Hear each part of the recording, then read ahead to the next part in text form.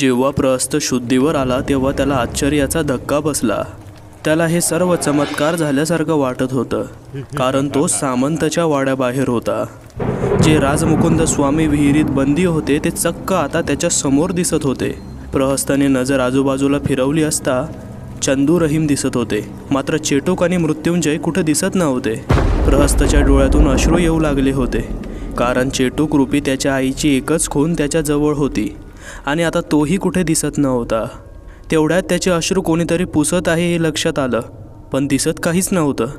तो आनंदाने हसला आणि अश्रू पुसत असलेला चेटूकचा हात घट्ट पकडून त्याला मिठी मारली. त्याने चेटूकला विचारलं की काय झालं होतं, आपण कसे वाचलो. यावर चेटूक हसत म्हणाला, आत अचानक मृत्युंजयचे शरीर हवेत तरंगून हवेत कुंडात फेकलं गेलं. याने सामंताला धक्का बसला व तो दूर फेकला गेला.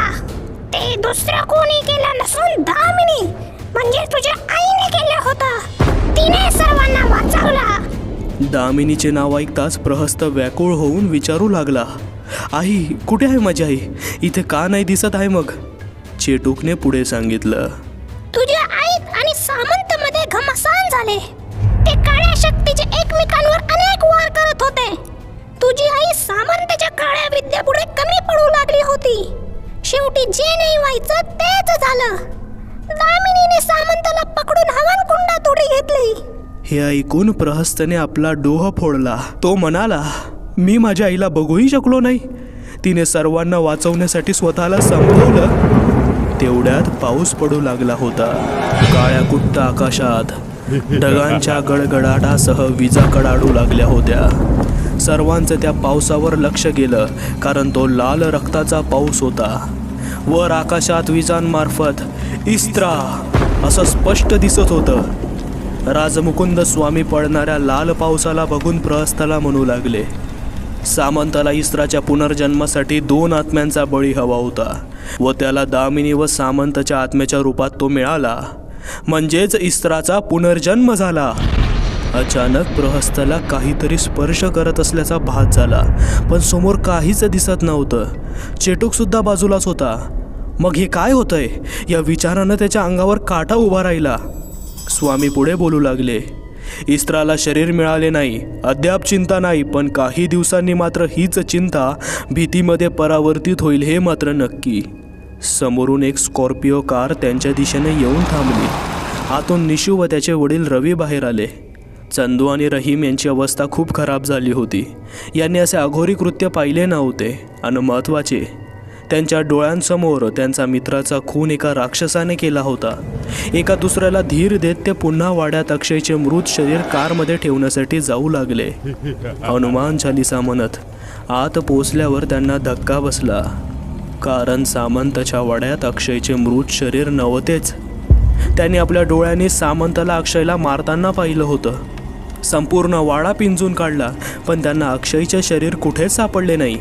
तसंच निराश होऊन ते कारमध्ये बसले. त्यांना एकच प्रश्न पडत होता, अक्षयच्या आईला काय उत्तर द्यावं, मृत्युंजय कुठे गेला, लोकांना काय सांगावं. सर्व कारमध्ये बसले. चंदू आणि रहीम विचारात गुंग झाले होते. सबस्टेशन कधी आले कळलेच नाही.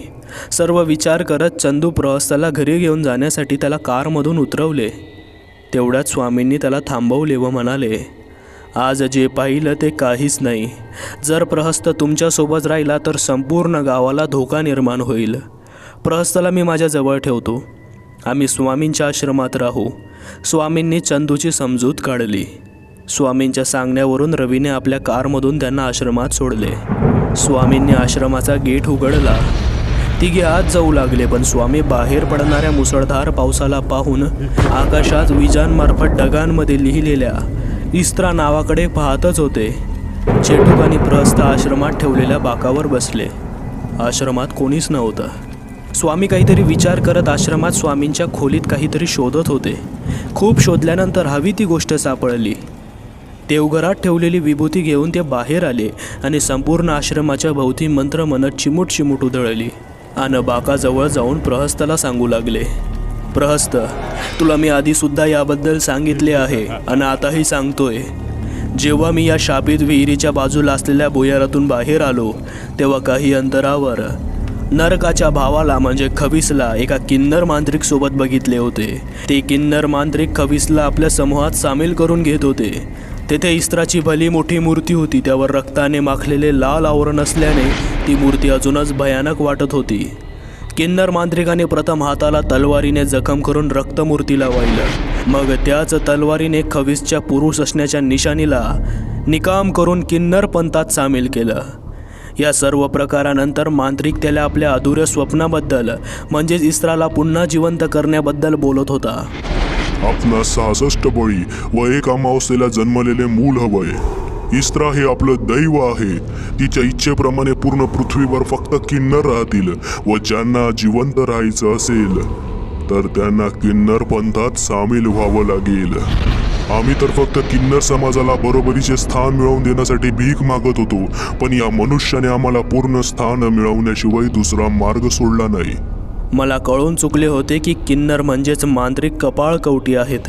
नरकाला सुद्धा याने शिकवलं असेल. खविसने बहिणीच्या बदल्यापोटी सर्व गोष्टींना होकार दिला. दुसऱ्या बाजूला एक जिवंत यक्षिणी तडफडत होती. मांत्रिकाने तिच्या शरीरातून एक केस काढला आणि तिला आदेश दिला. दामिनी, तू कोणत्याही पुरुषाला मोहित करून इस्त्राच्या पुनर्जन्म होण्यासाठी का बालकाला जन्म दे. तो बालक शक्तिशाली असेल, त्यामुळे इस्त्रा सहज त्या शरीरात समावेल व तिची ताकद वाढेल. हे ऐकून चेटकीन रूपात असलेली दामिनी उठली आणि मांत्रिकाने सांगितलेल्या कामाला पूर्ण करण्यासाठी निघाली. निघताना तिने आपल्या अघोरी शक्तीने एक चेटूक आणला. आणि तुझ्या वडिलांनी म्हणजेच अरुणने सुद्धा दामिनीचा केस काढल्याने दामिनी तुझ्या वडिलांच्या अधीन झाली असावी आणि किन्नर मांत्रिकाच्या गुलामीतून ती सुटली असावी. पण नाईलाजाने तिला जे नाही करायला पाहिजे होतं तेच तिने तुझ्या वडिलांच्या सांगण्यावरून केले. तो म्हणजे तुझा जन्म. आणि जेव्हा तिला तिचा केस परत मिळाला तेव्हा ती कुठे गेली हे तिच्याशिवाय कोणीच सांगू शकत नाही. आणि आज इथं सर्वांना वाचवण्यासाठी ती धावून आली. सामंतच्या वाड्याबाहेर मी इस्त्राच्या मूर्तीप्रमाणे आकृती तुझ्या शरीरात प्रवेश करण्याचा प्रयत्न करताना पाहिले. मला फक्त तुला एकच सांगणं आहे, तू तुझ्या शरीराची काळजी घे. एक वेळ हे तुझे शरीर नष्ट झाले तरी चालेल, पण इस्त्राच्या हाती लागू नको देऊस. मी जोवर जिवंत आहे तोवर तर हे होऊ देणार नाही. पण मी आज असेन, उद्या किंबहुना नसेन. पण तू तुझे शरीर चुकीच्या हाती लागू देऊ नकोस. प्रहस्ताने मान हलवून होकार दिला आणि स्वामी आश्रमात जेवण आहे की नाही हे बघायला गेले. आश्रमात मिळेल त्या सामग्रीने जेवण बनवले. दोघांनी ते ग्रहण केले आणि प्रहस्त झोपायला आपल्या लहानपणीच्या खोलीत गेला. तेथे त्याला तीच बंद असलेली घडी दिसली आणि घडीवर 1:35ची वेळ होती. खोलीत पाली चांगल्याच मोठ्या झाल्या होत्या. भिंतीवर तीच जुनी चित्र दिसत होती. त्यातल्या एका चित्रात डाव्या बाजूस एक म्हातारा, उजव्या बाजूस एक युवती आणि मध्येच एक लहान मुलगा होता. चित्राच्या खाली त्यांची नावं लिहिली होती, देवनाथ, सायली आणि प्रहस्त. खोलीत येताच बिडी पिण्याचा वास येऊ लागला होता. चेटूक त्याला म्हणाला, इथे हा विचित्र वास. देवनाथ आजोबा आहे ते, आणि ती कोपऱ्यात उभी आहे ती सायली ताई. प्रहस्त म्हणाला. प्रहस्त चेटूकची ओळख करून झाल्यावर नंतर झोपायला गेला. चेटूक दरवाजाबाहेर पहारा देत होता. प्रहस्तला दिवसभराच्या धावपळीमुळे कधी झोप लागली कळलंच नाही. काहीच मिनिटे झोपला असेल आणि त्याच्या कानात वेगळाच आवाज फिरत होता. त्याचे डोळे जळ झाले होते. कित्येक प्रयत्नांनंतर सुद्धा त्याचे डोळे उघडत नव्हते. अचानक चेटूकच्या ओरडण्याने त्याचे डोळे उघडले गेले. त्याने डोळे उघडले. आजूबाजूला पाहिले तर घरातील सर्व वस्तू हवेत उडत होत्या. दरवाजाचा आवाज येता सर्व वस्तू जमिनीवर पडल्या. दरवाजाचा आवाज येतच होता. दरवाजाच्या दुसऱ्या बाजूने चेटूक ओरडून सांगत होता, प्रहस्ता, प्रहस्ता, काहीही झालं तरी दरवाजा उघडू नकोस. प्रहस्ताला काहीच समजत नव्हतं. त्याने इकडे तिकडे बघितलं. सायली आणि देवनाथ कुठेच दिसत नव्हते. दारावरील सतत होणाऱ्या टकटक आवाजामुळे त्याची नजर घडीवर गेली आणि एकच काटा मागे पुढे होत होता आणि दोन्ही काठे बारावर होते. अचानक चेटूकचा रडण्याचा आवाज ऐकू येत होता. त्याला राहवलं नाही आणि ताडकन उठला आणि दरवाजा उघडणार तोवर पुन्हा दरवाजाच्या दुसऱ्या बाजूने चेटूकचा रडक्या सुरात आवाज येत होता, प्रहस्ता, प्रहस्ता, काहीही झालं तरी दरवाजा उघडू नकोस. प्रहस्ता, माझा शेवट दिसतोय मला. आणि पुन्हा हुंदके देत चेटूकचा रडण्याचा आवाज येऊ लागला होता. चेटूक पुन्हा ओरडला. हा माझा आवाज नाही, तो तुला बाहेर आणण्यासाठी माझ्या आवाजाचा उपयोग करतोय. काही वेळ थांबल्यानंतर पुन्हा चेटूकचा रडका आवाज ऐकू येत होता. माझा जीव वाचव, नको. मी तुझ्या आईची शेवटची निशाणी आहे ना. प्रहस्त, मला वाचव, मला वाचव. प्रहस्ताला मात्र आता राहवलं नाही आणि त्यानं दरवाजा उघडला आणि पुढे बघतो तर काय, जमिनीवर राजमुकुंद स्वामींचे मृत शरीर पडले होते आणि एक पांढरा शुभ्र लांडगा आपल्या शक्तीने चेटूकला आपल्या हातात पकडून उभा होता. चेटूकचा गळा दाबून त्याला संपवण्याचा तो प्रयत्न करत होता आणि बघता बघता त्याच्याच डोळ्यासमोर चेटूकच्या शरीरातून असंख्य प्रकाश किरणे बाहेर पडली आणि आत्म्याचे असंख्य तुकडे झाले. सर्व तुकडे एकत्र होऊन एक काळी जांभळी ज्योत निर्माण झाली. ती ज्योत त्या पांढऱ्या शुभ्र लांडग्याने म्हणजेच वृकारीने एका काळ्या धाग्याच्या तावीतमध्ये कैद केली. प्रहस्त ओरडत चिरखत होता, चेटूक, चेटूक, चेटूक. काही क्षणांनी त्याला कोणाचा तरी स्पर्श जाणवला. प्रहस्तचे डोळे अंधुक झाले होते. खूप प्रयत्न करून सुद्धा डोळे त्याचे साथ देत नव्हते. आता मात्र तो स्पर्श जोरदार येत होता. कोणीतरी त्याला गदागदा हलवत होतं. आता मात्र प्रहस्तला जाग आली. त्याचे डोळे उघडले गेले. समोर बघतो तर चेटूक त्याच्या समोर उभा होता आणि तोच त्याला झोपेतून जागा करत होता. प्रहस्तने सुटकेचा श्वास सोडला. चेटूकला जिवंत पाहून त्याच्या जीवात जीव आला होता. मात्र जे स्वप्न पडलं ते खरोखर अस्तित्वात घडणार सुद्धा होतं हे त्याला चांगलंच ठाऊक होतं. अचानक एका किंकाळीने प्रहस्ताचे ध्यान वेधले. चेटूक घाबरत म्हणाला, बाहेर एक चमकणारा लांडगा आत येण्यासाठी प्रयत्न करतोय, पण जसा तो आत येण्यासाठी पाय पुढे घेतोय तसा तो मागे सरसावला जातोय आणि त्याच्या तोंडून किंकाळी बाहेर पडते. त्याचाच आवाज असेल तो. प्रहस्त खोलीच्या बाहेर आला आणि बघतो तर बाहेर राजमुकुंद स्वामी उभे राहून सर्व पाहत होते. वृकारी पूर्ण प्रयत्न करत होता आत येण्याचा, पण कोणती तरी शक्ती त्याला मागे खेचत होती. प्रहस्तला बघून वृकारी अजूनच तीव्रतेने आत जाण्यासाठी धडपड करत होता. अचानक वृकारीच्या कानामध्ये एक आवाज घुमू लागला. मागे पोकटे कवच आहे ते. यक्ष आत्म्याचे असंख्य तुकडे होता त्या कवचाने. यक्ष ब्रह्मांडामध्ये सुद्धा जागा मिळणार नाही. बोकटी कवच ऐकताच वृकारी मागे सरकला. मागे सरकून स्वामींना रागाने बघत म्हणाला, तुझा मृत्यू अटळ आहे थेरड्या. स्वामी हसत म्हणाले, माहिती आहे, पण इतकं लक्षात असू दे, तुमचे स्वप्न कधीच पूर्ण होणार नाही. तुला प्रहस्तचे शरीर मिळणार नाही, त्या इस्त्राला तर मुळीच नाही. हे ऐकून आकाशातून हसण्याचा आवाज येऊ लागला होता. स्वामींच्या कानात वेगळाच कर्कश आवाज फिरत होता. त्यांच्या मनात भीतीचे वातावरण निर्माण झाले होते. जोरदार हवा सुटू लागली. जागोजागी चक्रीवादळ निर्माण होऊ लागले आणि अशाच एका चक्रीवादळाला भेदून भला मोठा पोपट वृकारीच्या दिशेने आला. भल्या मोठ्या पोपटावरून विश्वनाथ खाली उतरला. विश्वनाथ बेधडक स्वामींच्या आश्रमाच्या दिशेने चालत होता. थोडं पुढे जाऊन तो थांबला.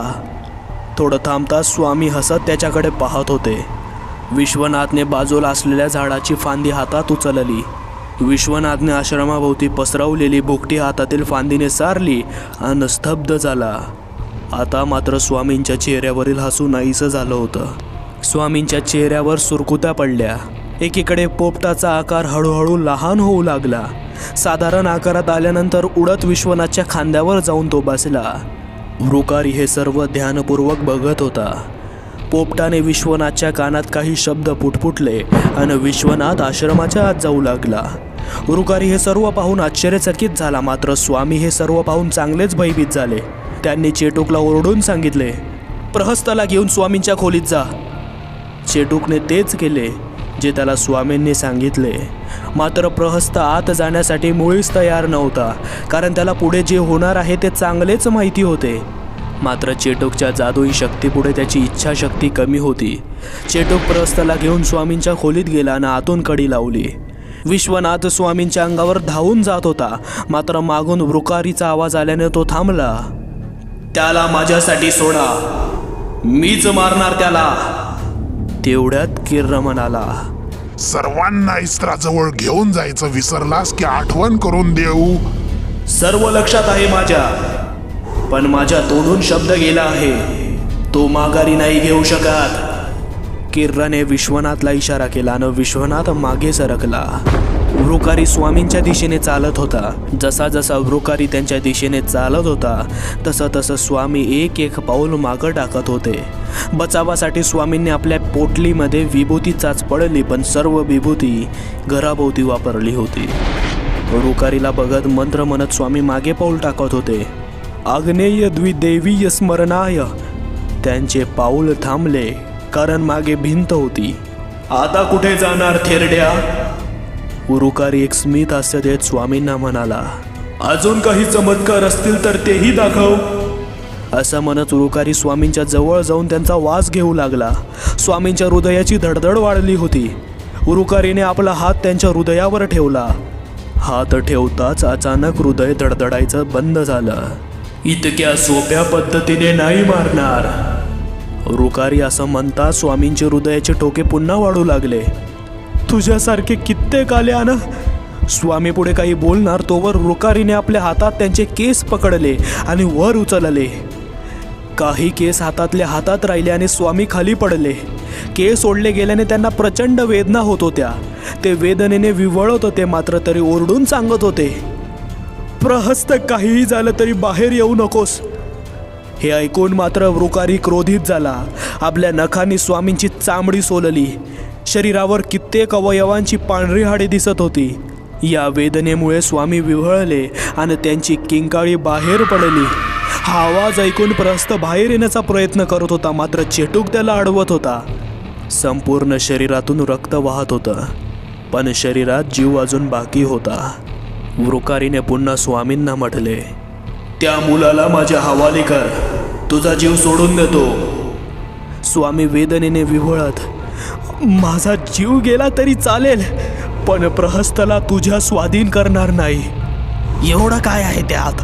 काय या म्हाताऱ्याचा मागं लागलात? सरळ जायचं त्या खोलीत आणि घेऊन यायचं. असं म्हणत विश्वनाथ स्वामींच्या खोलीच्या दिशेने जाऊ लागला. दरवाजाला हात लावताच विश्वनाथ दूर फेकला गेला आणि बेशुद्ध पडला. स्वामी हसत वृकारीजवळ पाहत होते. वृकारीने आपला पंजा त्यांच्या छातीच्या आर पार घालून त्यांचं फुफ्फुस बाहेर काढलं. त्यांच्या डोळ्यासमोर ते तो खाऊ लागला. स्वामींच्या शरीरातून निघणारी लाल ज्योत एका तावीतमध्ये बंद केली आणि आपल्या उजव्या हाताला ते बांधले. वृकारीच्या उजव्या हातात आधीच 6 तावीत होते आणि हा 7वा. स्वामींचा आवाज येणं बंद झालं होतं. प्रहस्ताच्या मनात एकच चाललं होतं की आता चेटूकचं काय होईल. या विचाराने तो तळमळ करत होता. विश्वनाथला असं पाहून केर्रसुद्धा घाबरला. त्याने काही मंत्र म्हटले, पण विश्वनाथला त्याचा काहीच फरक पडला नाही. शेवटी किर्र डोळे बंद करून हळू आवाजात काहीतरी पुटपुटत होता. प्रहस्ताच्या कानात आवाज घुमू लागले, तुला तुझा चेटोक जिवंत हवा आहे ना? तुला तुझ्या आईबद्दल सर्व जाणून घ्यायचं आहे ना? मग बाहेर ये ना. मी वचन देतो, चेटूकला काहीच होणार नाही आणि तुझ्या सर्व प्रश्नांची उत्तरं तुला मिळतील. प्रहस्तला काहीच समजत नव्हतं. त्याने स्वप्नात पाहिलं होतं की तो पांढरा शुभ्र लांडगा चेटूकला जिवंत सोडणार नाही, आणि आता हा आवाज वचन देतोय की चेटूकला काहीच होऊ देणार नाही. म्हणून विचार न करता तो बाहेर जाण्याचा प्रयत्न करत होता, मात्र चेटूक त्याला अडवत होता. मात्र त्याच्या कानात फिरणारा आवाज, बाहेर आहे प्रहस्त, बाहेर आहे, चेटूकसाठी ये, त्याला बाहेर पडण्यास प्रवृत्त करत होता.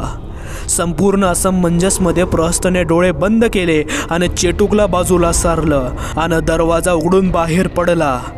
चेटूकला समजलंच नाही की त्याच्या शक्ती प्रहस्त पुढे कशा चालल्या नाहीत. तो वेगानं बाहेर पडला आणि त्याला पुन्हा आत आणण्याचा प्रयत्न करू लागला, पण किर्रने त्याला आपल्या पंज्यांनी पकडले आणि आपल्या पंखात समावले. काही क्षणात पंखातून एक निळी ज्योत बाहेर पडली आणि वृकारीनं ती एका तावीतमध्ये कैद केली. ते तावीत निळ्या रंगाने उजळले. पंख उघडले आणि पसरले तेव्हा चेटूक गायब झाला होता. हे सर्व बघून प्रहस्त स्तब्ध झाला होता. त्याच्या डोळ्यांसमोर त्याचं सर्व संपलं होतं. त्याला काहीच सुचत नव्हतं. तो फक्त एवढंच म्हणाला, घेऊन चला मला इस्त्राजवळ.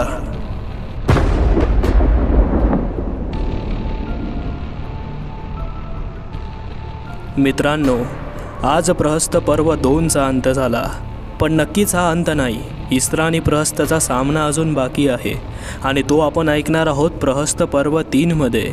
कथा ऐकल्याबद्दल खूप आभार. आकाश रेवले सरांनी तयार केलेले हे यक्ष ब्रह्मांड खरेच खूप रहस्यमयी आहे. त्यांचेसुद्धा आभार की त्यांनी आपल्या अघोर मैफिलीत ही कथा सादर करू दिली.